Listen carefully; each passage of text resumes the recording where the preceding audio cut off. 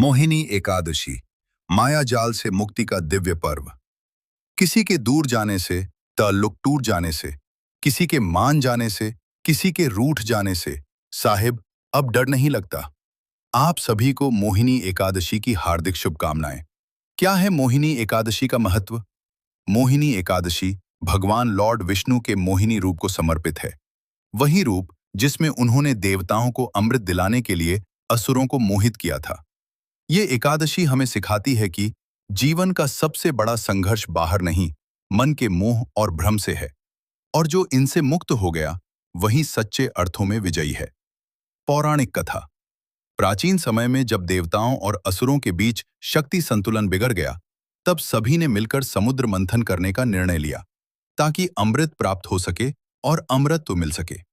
मंथन के दौरान कई दिव्य वस्तुएं निकली, विष, रत्न, देवी देवता, और अंत में अमृत कलश प्रकट हुआ। जैसे ही अमृत निकला, असुर उसे छीनकर भाग गए और देवताओं के लिए संकट खड़ा हो गया। तब भगवान लॉर्ड विष्णु ने एक अद्भुत योजना बनाई। उन्होंने मोहिनी रूप धारण किया, एक अत्यंत सुंदर, आकर्षक और सम्मोहक स्त्री का रूप, जिसे देखकर असुर मोहित हो गए। मोहिनी ने बड़ी चतुराई से असुरों को विश्वास दिलाया कि वह न्यायपूर्वक अमृत का वितरण करेंगी। असुर उसके रूप और मधुर वाणी में इतने खो गए कि उन्होंने बिना सोचे समझे अमृत का कलश उसे सौंप दिया।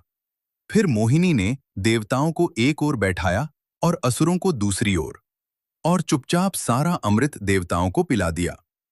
जब तक असुरों को सच्चाई समझ में आती, तब तक बहुत देर हो चुकी थी। केवल एक असुर, राहु, ने देवताओं का रूप धारण कर अमृत पीने की कोशिश की, लेकिन सूर्य और चंद्रमा ने उसे पहचान लिया। तब भगवान विष्णु ने उसका सिर काट दिया, और उसी से राहु केतु की कथा जुड़ी मानी जाती है। इस प्रकार धर्म, बुद्धि और संयम की जीत हुई, और यही दिन मोहिनी एकादशी के रूप में मनाया जाता है। इस दिन क्या करें? व्रत रखकर भगवान विष्णु की पूजा करें। ओम नमो भगवते वासुदेवाय मंत्र का जाप करें।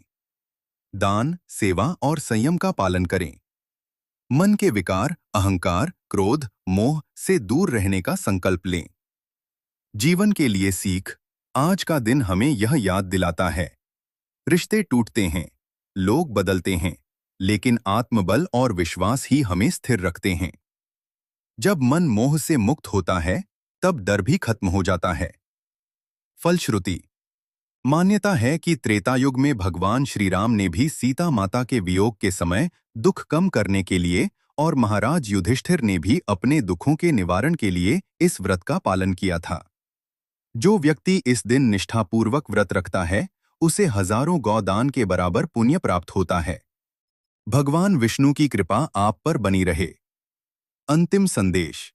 इस पावन एकादशी पर यही प्रार्थना है, ईश्वर हमें सही मार्ग दिखाएं, मोह और भ्रम से मुक्त करें, और जीवन में सच्ची शांति और संतुलन प्रदान करें।